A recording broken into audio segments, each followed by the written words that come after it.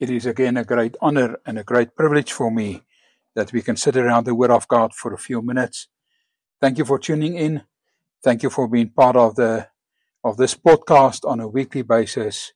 No matter how and where you listen it, thank you for tuning in. Before we continue, let's just pray together. Father, thank you in the name of Jesus, Lord, for your grace and your mercy.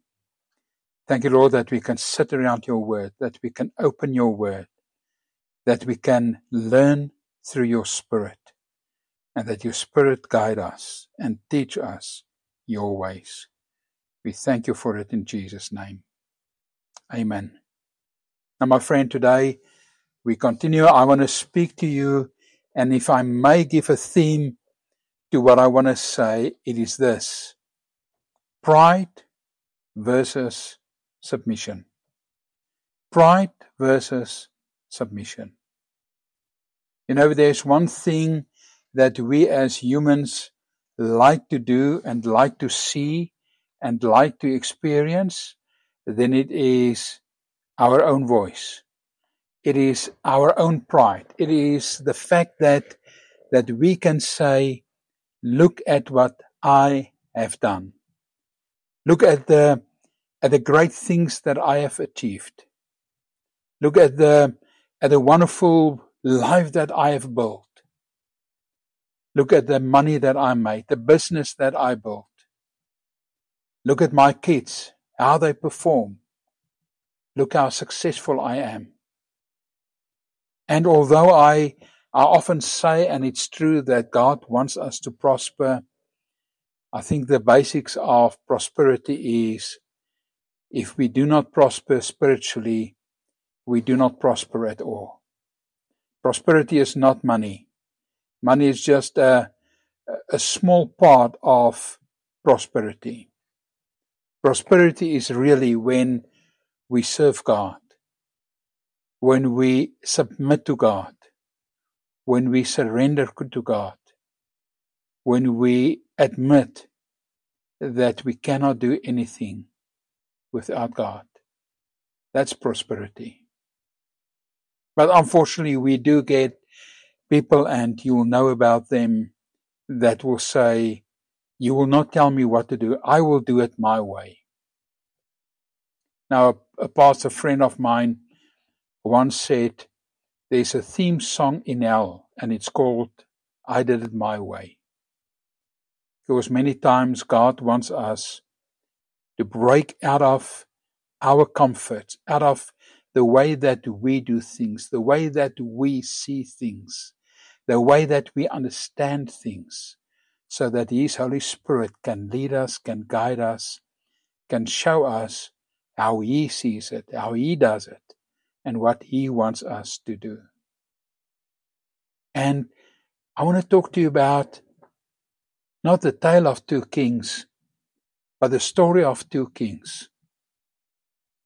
The two kings of Israel, the united kingdom of Israel, the first king and the second king, King Saul and King David. And you know, it's always interesting to me whenever I think about these two men, and whenever I teach about them or preach about them or talk about them, it's always interesting to me that there's such a huge difference between the two. Note that they had the same kingdom. It was the kingdom of Israel. God had the same dream for Israel under the leadership of both these two kings, King Saul and King David. Note that they only had one instruction from God. They had one task from God. They had to govern Israel according to His laws and His purposes. But these two kings had major different results.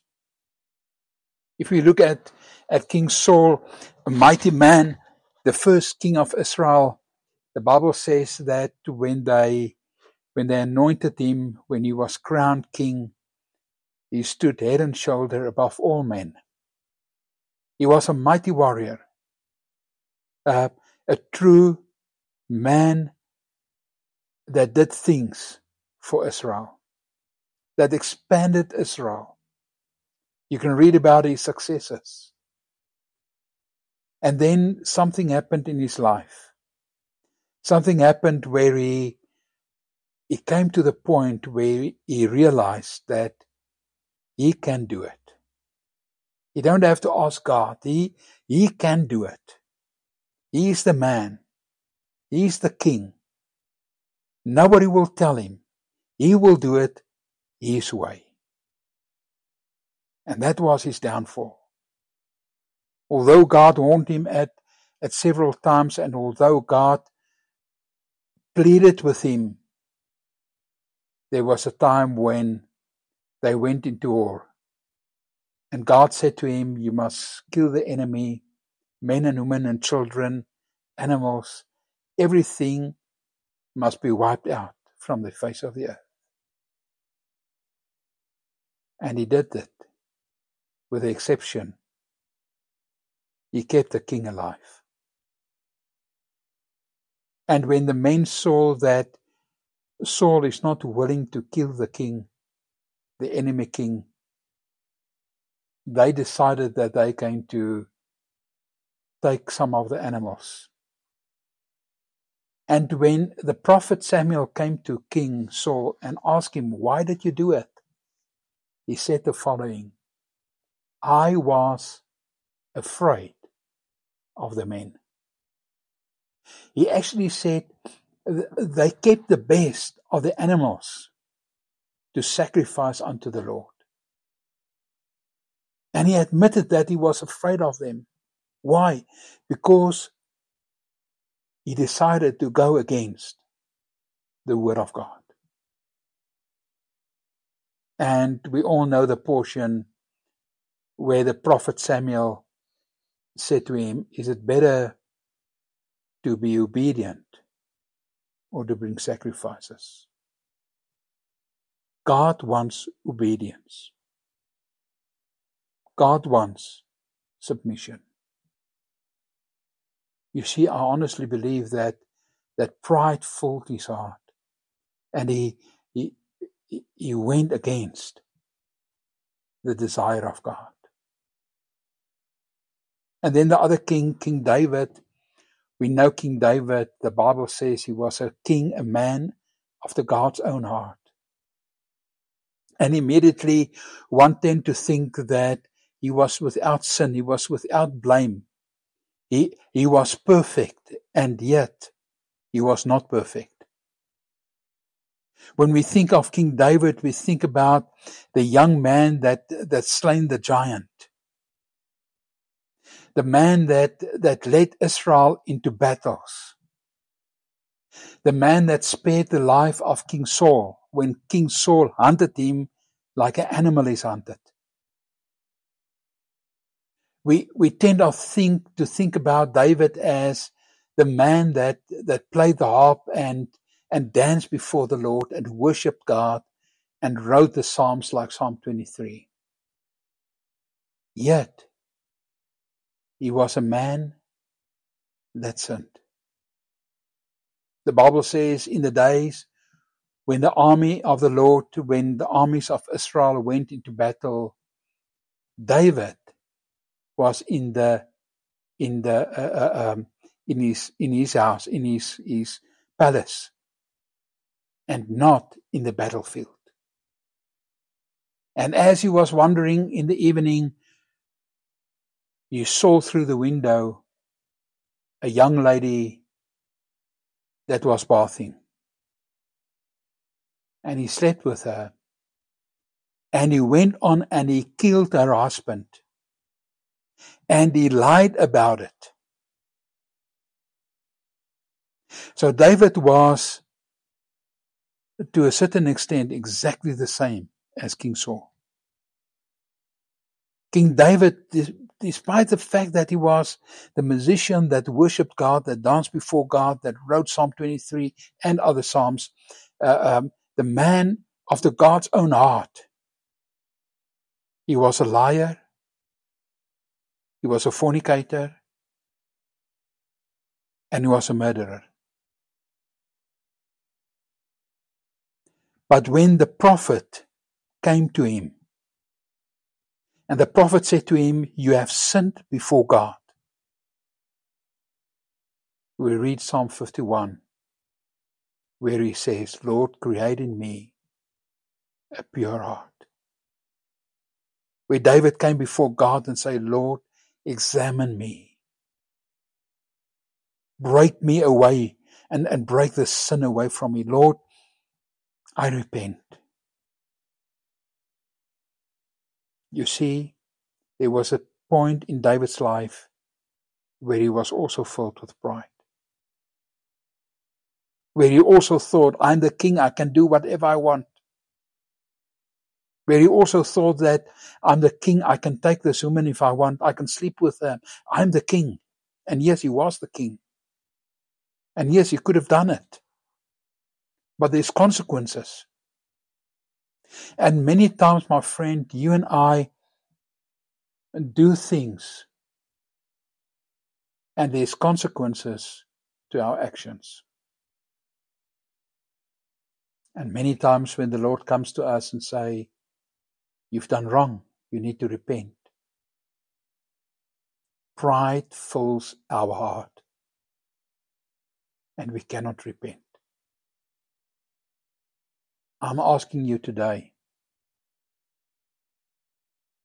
are you willing to repent? Are you willing to go before God and say, "Lord, I have sinned"? And I honestly believe in my heart as I speak to you that the Holy Spirit is showing you what we need to repent of. That the Holy Spirit is working in your heart. Because my friend, I always say to the students in the class, we don't have time left. Our time is up. It's time for us to get real with God. It's time to put this self-centered, I want to call it demonic, me, myself, and I attitude that we have before the cross. You know, we are often like little children, toddlers. If I don't get what I want, I've got a tantrum. And we do the same before God. And we do the same towards God. God, if you don't heal me now, or Lord, if you don't do it now, or Lord, if you don't provide now. And it's nothing else than pride. If God don't jump when I say jump, it's time that we get to the point where David was. And that we examine our hearts. And that we fall before God. Listen what Psalm 119 is saying. I'm paging there. Psalm 119, verse 30 and 31. Psalm 119, verse 30 and 31, if I can see it here, if I can read it. It says, verse 30, I have chosen the way of truth. I have set my heart on your laws. I hold fast to your statutes, O Lord. Do not let me be put to shame. I run in the path of your commands, for you have set my heart free. The psalm writer says, I have chosen the way of truth. You see, it's a deliberate decision that you and I make, that we will run this race. Deuteronomy 30, verse 19 to 20 says the following. It says, it's God speaking to Israel, and he says to them, I've put before you today life and death. I call heaven and earth as a witness against you.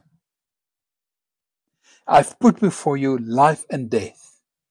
Choose today what you want. But I eagerly desire, I plead with you, God says, to choose life.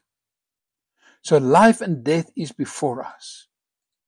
It's our choice what we want to do with it. Proverbs 11 says the following. Proverbs 11 verse 2 says the following. It says, when pride comes, then comes disgrace. When pride comes, then comes disgrace. But with humility comes wisdom. You see, my friend, the choice is ours. The choice is mine, the choice is yours. And God has impressed this message on my heart for the past 2-3 weeks. And every day God is challenging me with this thing. What am I going to do with pride in my life? Because we're boastful. We're full of pride. We think we've made it. Proverbs 15 verse 33. Proverbs 15 verse 33. It says, the fear of the Lord teaches a man wisdom, and humility comes before honor. You see, if we want honor in life, we must be willing to humble ourselves. First before God, secondly before men. But to humble yourself is a decision that you need to take. It's a willful decision that you take, that I will humble myself. Does that mean you must be a floor mat? No. Does that mean you must just bow down and everybody can trample upon you and kick you? No, that's not what I'm saying. But to really examine my heart to see, why am I doing things? What is the motive of my heart? Proverbs 18 verse 12. Before a downfall, a man's heart is proud, but humility comes before honor. And I think this summarizes everything that I'm trying to say, and I'm going to show you 2 or 3 examples. This summarizes everything. Do you want honor in life? Yes, you want. I want honor. I want to end with honor. The day when they bury me, I want my children and my wife to say, he's a man that had many mistakes, but he took a decision to honor God. Look at King Agrippa in the New Testament, in the book of Acts. At the end of Paul's life, Paul stands before King Agrippa. And King Agrippa's father knew the Christians. King Agrippa saw what happened, the revival that took place, the turning of men to dignity and serving God. And King Agrippa said to Paul, you nearly convinced me to serve God.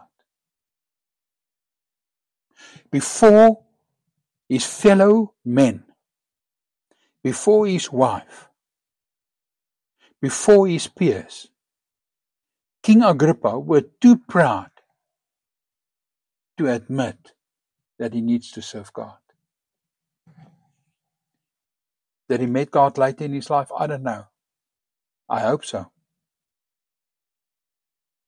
Look at Queen Jezebel King Ahab in 1 Kings 21:7 wanted to buy the vineyard of one of the men, Naboth. And Naboth couldn't sell his vineyard because it was a piece of his inheritance. And King Agrippa, King Ahab was down, and his wife Jezebel, Queen Jezebel, asked him, and he told her the story, and she said to him, I will get you the vineyard. And she actually killed the man. She stole it. Why? Because she was filled with pride. She was filled with the attitude of, I will do it my way. I don't care about man. I will do it my way. Think about Satan. What happened with Satan? Because of pride, he said to himself, I will exalt myself above God. And then in James, I'm going to end off with this portion. In the book of James, the writer of the book, James himself, is saying something that's very important about the whole issue of pride, the whole issue of living with pride, the whole issue of walking in pride. And in James 3, we read the following.